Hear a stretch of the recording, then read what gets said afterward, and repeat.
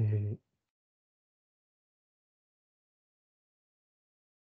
bueno, buenos días, ingeniero. Vamos a continuar con la unidad 3 con el tema 3 eh, de los videos que nos pidió. Eh, bueno, en la unidad 3 el tema es diferenciación de varias variables. Bueno, es la materia de cálculo. Yo soy el estudiante Jorge Mirko Aramayo Cáceres y el docente que voy a exponer es usted, ingeniero Ariel Aguilar Durán. Y bueno, voy a empezar. Como introducción, se puede decir que el cálculo diferencial de una función o diferencial a funciones que dependen mm, de más de una variable independiente, estas se exploran de cómo calcular derivadas parciales, gradientes y matrices jacobianas para entender el cambio de funciones multivariables. Bueno, lo que acá nos dice el texto es que em, el cálculo diferencial de funciones, una variable independiente se puede calcular eh, con gradientes y matrices. ¿Qué es lo que son las gradientes? Las gradientes son un cálculo vectorial, un campo escalar en el cual hay unos valores de una magnitud, de unos puntos. Es como el eje de coordenadas en donde una distancia los separa. Ahora, ¿qué son las matrices jacobianas? Bueno, perdón, las matrices jacobianas eh, establecen que entre dos sistemas de referencia o espacios vectoriales de manera vectorial se puede expresar un vector en estas y se puede calcular el espacio vectorial en estas mismas. Continuando, respecto a una variable específica manteniendo las demás constantes, se representan comúnmente por fx o fy, donde f es la función y x y y son las variables independientes. Bueno, como anteriormente habíamos visto en los otros temas, eh, una función en sí es la operación y la regla de correspondencia entre f, x y y. X y pertenece a f o a h o a g. Y esta se obtiene bajo una función, bajo una función, una variable, que puede ser escalar, y solo se tiene que recordar que una sola variable es vectorial. Bueno, podemos también recordar que para hallar la ecuación de una variable, tenemos que hallar dos puntos, un punto conocido y un punto dirección. Bueno, pendientes de las tangentes a las curvas de nivel de una función en un punto dado. Estas pendientes indican la tasa de cambio en la dirección de la variable correspondiente. Por las derivadas parciales de una función se indica la dirección de máximo cambio de la función en un punto dado y la magnitud del gradiente representa la tasa de cambio máxima en esa dirección. Bueno, se puede decir que la dirección máxima del cambio de una función se da a un punto dado y la magnitud del gradiente se representa una tasa de un cambio máximo en esa dirección.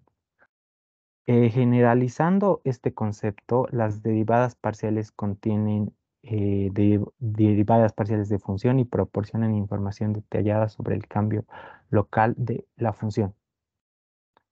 Bueno, continuando, se establece condiciones bajo las cuales la función alcanza todos los valores intermedios entre dos puntos en su dominio. Es una extensión del teorema del valor intermedio univariable.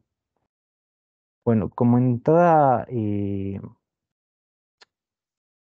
término, se establecen condiciones que para medir estos valores y bueno, entre estos dos hay un punto y un dominio y para hallar estos, lo que se hace es una extensión del teorema del valor intermedio. Se permite calcular la derivada de la composición de funciones. Para permitirla calcular la derivada y la composición de funciones, es importante entender que se cambian las variables intermedias y estas afectan al cambio total de la función. Se calculan utilizando el vector gradiente que indica la dirección magnitud de máximo cambio y las derivadas direccionales se relacionan con el producto punto entre el gradiente y el vector dirección. Bueno, aquí vamos a profundizar lo que es el punto gradiente y el vector dirección. Bueno, el punto gradiente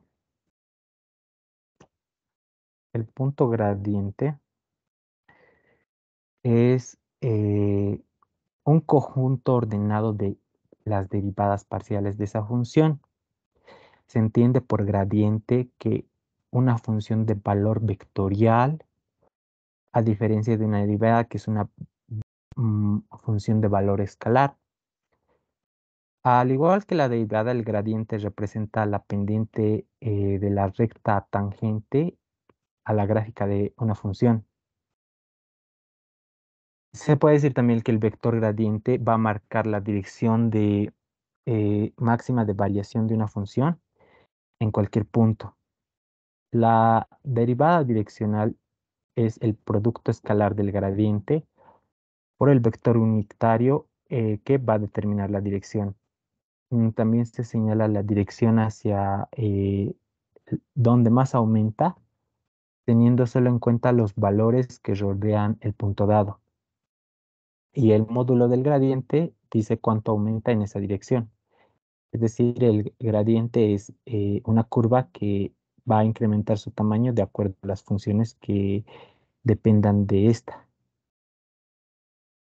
Y bueno, como conclusión podemos decir que el gradiente es un vector que eh, es perpendicular a la curva y que contiene en los puntos.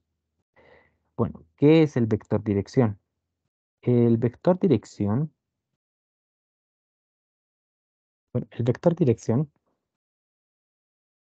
eh, es un vector que da la dirección a una recta y también la orienta.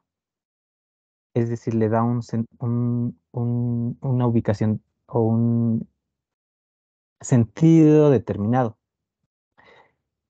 En el plano tridimensional o en cualquier espacio vectorial, se puede decir que una recta se puede definir con dos puntos, como anterior habíamos visto. Que todo queda determinado por ejes y que siempre va a haber un eje horizontal y un eje vertical, de manera que todo tiene una coordenada horizontal o vertical y también tiene eh, en cuadros o X, Y, y bueno, y esta normalmente es plana, es plana si no tiene tres dimensiones. Si tiene tres dimensiones, bueno, es tridimensional. Y sobre estos ejes se representan puntos y estos puntos pueden representar lo que son rectas o distintos tipos de gráficas. Bueno, en efecto, a partir de estos puntos se puede decir que se obtiene un punto A, donde hay un vector director U, o- que es igual a B. Bueno, en un plano hay coordenadas cartesianas, como lo anteriormente había mencionado, y hay un vector director de la recta, que se podría decir que es el vector dirección, que va a ser igual a AX más BY igual a C, tiene como vectores directores U menos BA igual a UB menos A. Entre otros, el sistema de coordenadas es ortonormal, ortogonal y normal, es decir, es unitario. Entonces el vector B, A, sub B es perpendicular a la recta y esto permite hallar rápidamente una ecuación cartesiana de una recta A, sub U. eh, bueno, y en el espacio de la ecuación podemos definir que, como ya anteriormente habíamos explicado, con el teorema de Pitágoras se puede lo que es sacar y conocer el punto conocido. Bueno, eh, las rectas se conciben como intersecciones, ¿no? Sí. Bueno, volviendo al tema, a las derivadas parciales y la aproximación lineal en este plano es proporcional a una buena aproximación local de la superficie. Y bueno, esta se utiliza en el estudio de funciones multivariables parciales y la condición de puntos críticos se busca donde el gradiente es cero o no existe. Y bueno, el análisis de la matriz hessiana ayuda a clasificar estos puntos mínimos, máximos, los puntos de silla. Y bueno, acá también vamos a profundizar qué es lo que son, qué es la matriz hessiana. Y bueno, la matriz hessiana mm, no es más que un campo escalar de una matriz cuadrada de tamaño que se le puede otorgar, que tiene como entradas las derivadas parciales de segundo orden. Eh, Esta matriz organiza o clasifica o ordena la información que hay dentro de ella, es decir, la información de las derivadas parciales. Y bueno, eh, es, ordena las derivadas de segundo orden y es sí, positiva. Bueno, continuando, ¿qué es los puntos mínimos? Eh, los puntos mínimos son, en una gráfica, son el valor de la función. Es como tal indica un punto mínimo, es la función menor de todos los puntos que están alrededor. Es decir, si la curva, la recta es plana y continua, el punto mínimo es un punto de inflexión, es una curvatura. Y bueno, la pendiente de la gráfica va a cambiar continuamente de negativo a cero y de después a positivo. También se habla de los puntos máximos, ¿no? Que los máximos y mínimos son funciones conocidas colectivamente como extremos de una función que están a los costados y son valores grandes o pequeños, máximos o pequeños. Como dice, mínimos o máximos o pequeños y grandes. Estos puntos los toma la función en la región o en el espacio para hacer lo que es la curva, un extremo local o relativo. ¿Cómo se saca el punto máximo o mínimo? Bueno, el procedimiento para calcular el máximo o el mínimo de una función f en un intervalo cerrado es bastante sencillo, pero tiene sus complicaciones cuando eh, son más el intervalo es cerrado o hay una curvatura más profunda. Primero se calcula todos los puntos que estén para x, los cuales el valor de la función son críticos, y después se calcula los puntos en x. Bueno, profundizando, podemos decir que va a haber puntos máximos y mínimos en una función y en un intervalo cerrado, y siempre se va a considerar tres clases de puntos: los puntos críticos o singulares, o los puntos que están en los extremos de A y B. Bueno, si X es un punto máximo o mínimo absoluto de F sobre entonces X será un punto de una de las tres clases arriba citadas. Bueno, esto, eh, leyendo lo digo de internet. El procedimiento para calcular el máximo y el mínimo de una función siempre va a ser que f en intervalo cerrado es que primero se calcula todos aquellos puntos x para los cuales fx sea igual a cero, es decir, el valor de la función en los puntos críticos. O es como una regla en la que anteriormente habíamos mencionado que, mm, bueno, que es una regla que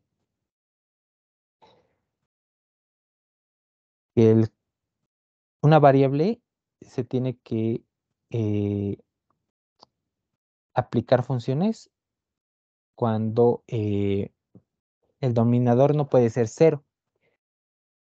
Continuando, el mayor de estos valores será el máximo absoluto y el menor de todos ellos será el mínimo absoluto. Bueno, un ejemplo que podemos otorgar de esto es que para calcular em, el máximo y el mínimo absolutos de una función en el intervalo, en primer lugar se deriva la función, luego igualamos esa primera derivada a cero y luego resolvemos la ecuación así obtenida en este caso. El valor de este está en un intervalo y luego el primer conjunto va a ir a máximos a mínimos y el segundo conjunto contiene los extremos del intervalo. Bueno, el tercer conjunto, el conjunto de los puntos donde la función no es derivable, pues no tiene ningún valor, y en este caso la función puede ser derivable. Bueno, ¿qué es derivable? Vamos a profundizar tal vez ese término.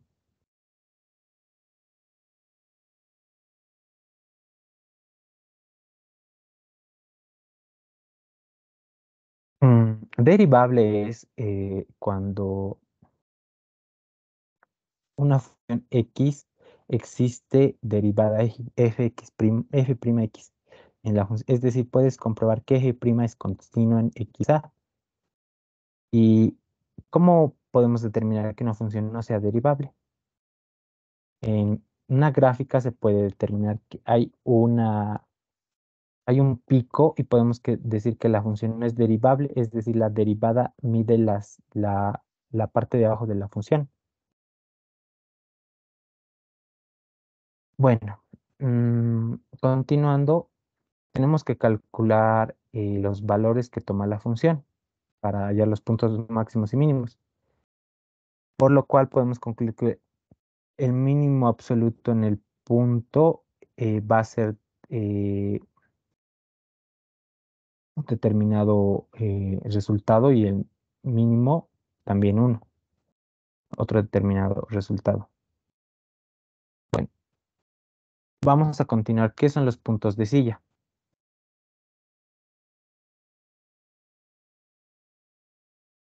Bueno, ¿qué son los puntos de silla? Los puntos de silla o un punto de silla o de ensilladura es un punto sobre una superficie en el que la pendiente es cero, pero no se trata de un extremo local o un punto sobre una superficie en el que la elevación es máxima. Bueno, en esta parte no logro entender muy bien, bueno, todo el tema, pero se puede decir que los puntos de encilla eh, son puntos críticos donde la función tiene un máximo local, es decir, donde la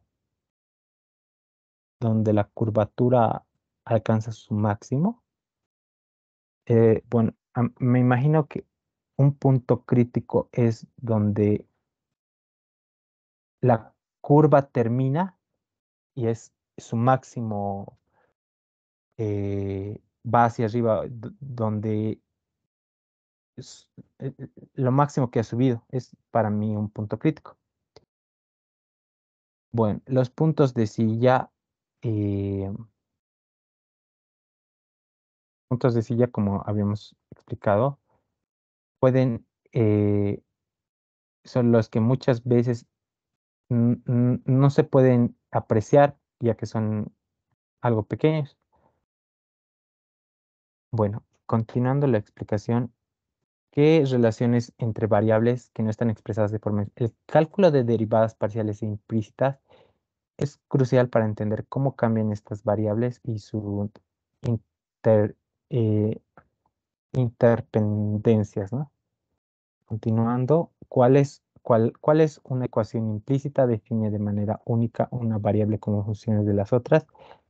Este teorema tiene aplicaciones en geometría y modelización. Bueno, vamos a explicar qué es eh,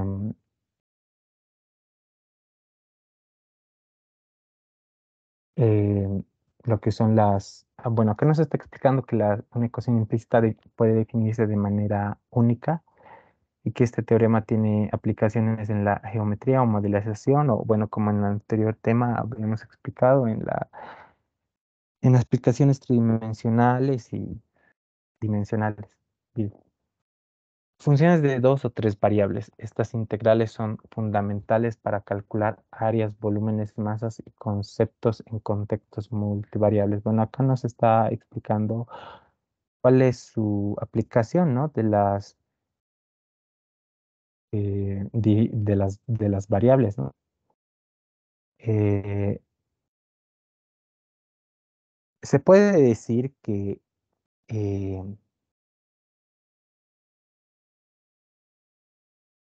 las derivadas parciales no son más que una derivada cuando tenemos un concepto de varias variables, donde las variables independientes no están relacionadas, de modo que cada una pueda variar por sí misma sin afectar a las otras. Bueno, continuando.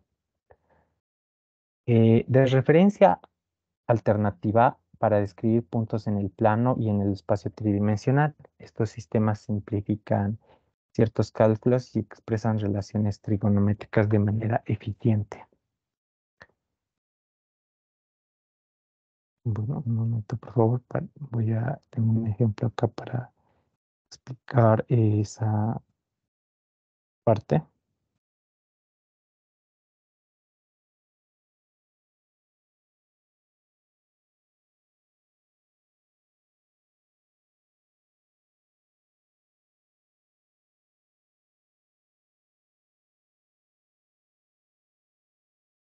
Bueno,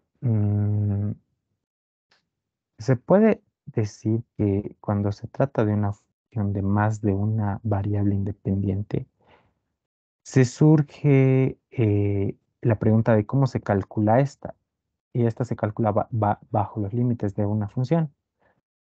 Si hay más de una variable, eh, también hay límites y se aplican las reglas de diferenciación. Bueno, continuando, Vamos a explicar. Un momento, por favor.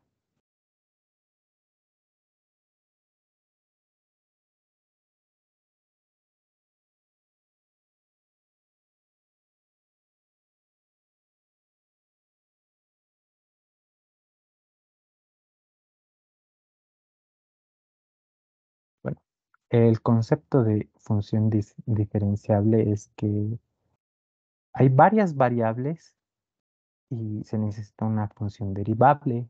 Entonces, una función derivable admite derivadas en cualquier dirección. Una función de múltiples variables va, puede ser un conjunto de R sub n posibilidades y va a ser diferenciable. Bueno, continuando con la explicación, las funciones de dos o tres variables es- o estas integrales son fundamentales para calcular áreas, volúmenes, masas y otros conceptos. Bueno, otra vez volvemos acá donde nos explica las aplicaciones de las funciones de las derivadas, ¿no? Las integrales y de las... Y bueno, podemos decir que estas derivadas parciales o para derivar una función implícita, primero se calcula en un punto y si la ecuación se define como una función de las variables independientes x, y, estas se determinan implícitamente. Continuando, del teorema fundamental del cálculo para funciones de varias variables se relacionan integrales de campos vectoriales, que son integrales de funciones escalares y tienen aplicaciones en física y geometría. Bueno, otra vez su aplicación de las funciones variables.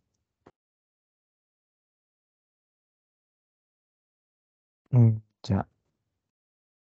Y del teorema fundamental de cálculo para funciones de variables, estas se relacionan integrales de campos vectoriales o en física y en geometría. Numéricos para aproximar soluciones de ecuaciones y para evaluar integrales. Y estos métodos son esenciales en situaciones donde las soluciones analíticas no son viables o prácticas.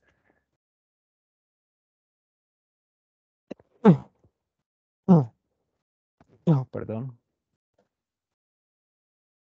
Investigación en teoría de medidas geometrías no euclidianas y aplicaciones en inteligencia artificial. La intersección de estas áreas amplía el alcance y las aplicaciones del cálculo en la era moderna.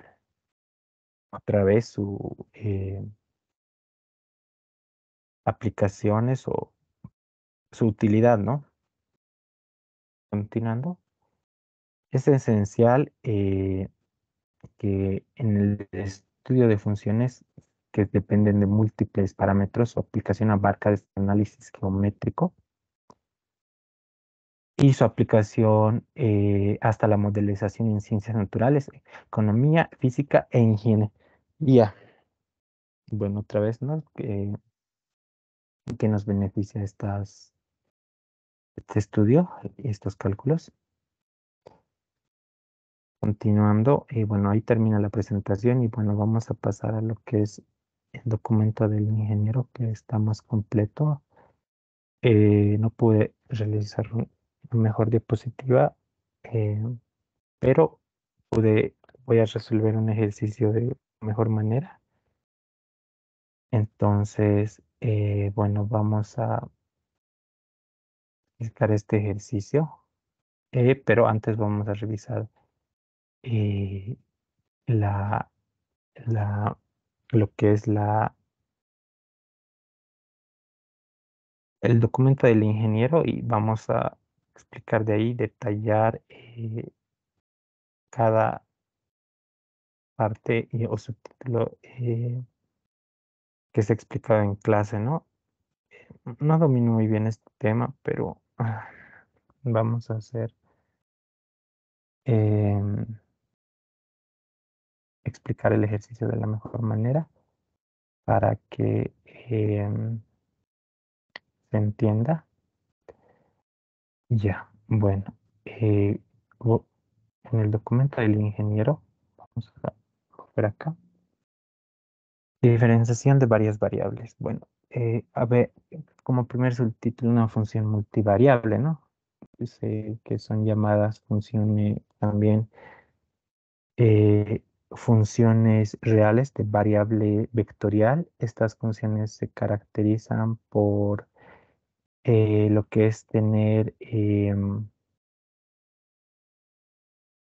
lo que es tener dos o más variables independientes. En Z, bueno, en Z eh, igual fx, y es una función con dos variables. También tenemos otro ejemplo en el que z va a ser igual, va a tener tres variables, x, y y w. Estas dependen de f, ¿no? O h, que va a tener 10 variables, x, y, w, m, n, p, r, s, t. Estas dependen de f. Bueno, ¿qué es la derivada parcial? Sea z igual a fxy, una función multivariable. Sus derivadas parciales se hallarán de la siguiente manera. Eh, Tenemos que derivada parcial de f con respecto de x va a ser igual al límite cuando h tiende a cero. Va a ser que fx más h, y menos fxy sobre h. eh, y es una constante.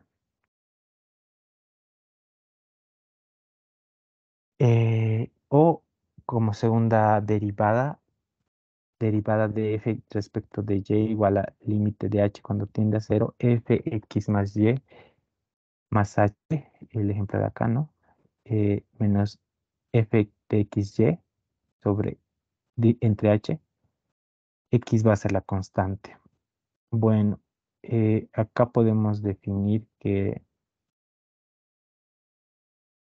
la derivada parcial de una función o varias variables va a ser cualquier derivada con respecto a cada una de esas variables.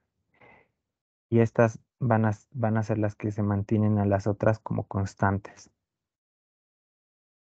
Bueno, ¿qué es la derivada parcial? La derivada parcial es la que nos dice que una función multivariable, una función de varias variables, cambia cuando haces que una variable cambie, cuando una de las variables entre y cambie. Se habla mucho de cuál es la diferencia entre una derivada parcial y una derivada y una derivada parcial. Una derivada parcial es una derivada normal y una derivada es la que se deriva respecto a una única variable. Bueno, también, ¿cómo se calculan estas? Hay una fórmula que seguramente está en el documento del ingeniero, que es, sí, exacto, está en el documento, que para encontrar la derivada parcial se puede encontrar usando la fórmula del límite de derivada de f sobre derivada de x, cuando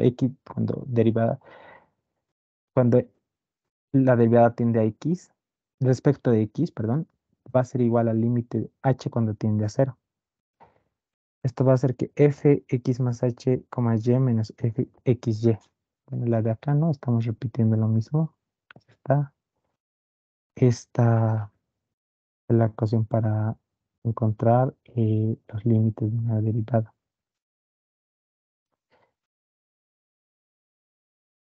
Bueno, también se puede eh,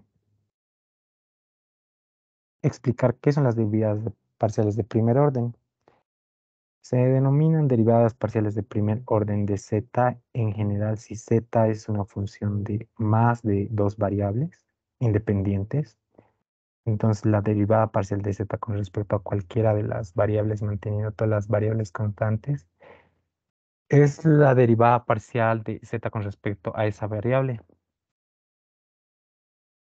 Bueno, también surge la pregunta de cómo es que se sabe si una derivada es positiva, si una derivada parcial es positiva o una derivada es negativa. Y se puede usar la dirección del vector normal para calcular signos de f, x, y en x0 y y0. Es decir, alternativamente podrías eh, imaginarte que hay un plano, entonces en esos planos ahí ya hay signos positivos y signos negativos. Entonces, en base a ese eje de coordenadas es donde se eh, delimita o se puede eh, denotar si es una parcial positiva o negativa. Bueno, ¿qué es la derivada parcial implícita? La derivada parcial implícita es un método que se utiliza cuando las dos variables desconocidas se utilizan en una ecuación no aislada en un lado de la ecuación. Bueno, todos los términos se derivan y el término debe multiplicarse. ¿Se pueden invertir las derivadas parciales? Bueno, esa pregunta no la... todo el tema, ¿no? Pero puedes invertir una derivada parcial si las variables son constantes. También surge la cuestión de si las derivadas parciales son iguales y el teorema establece que las derivadas parciales existen y son continuas. Bueno, ¿cuál es la utilidad de la derivada, no? Y lo que anteriormente como introducción hemos explicado, la derivación constituye una de las operaciones eh, importantes para ver si un valor determinado está correcto en el tiempo o como en el ejemplo que vamos a ver, si es que existe o no existe. Bueno, eh, cuando la derivada parcial es continua. La derivada parcial es continua cuando a cada punto se le asigna la derivada parcial en ese punto. Bueno, continuando vamos a ver la notación. La derivada de f res- derivada de f eh, con respecto de x va a ser igual a fx igual a zx, la derivada parcial de f respecto de x, o derivada de f respecto de y, fy igual a zy, la derivada parcial de f respecto de y. Bueno, acá tenemos un ejemplo. Hallar las derivadas parciales por definición de z igual a 3x cuadrado menos y3. Bueno,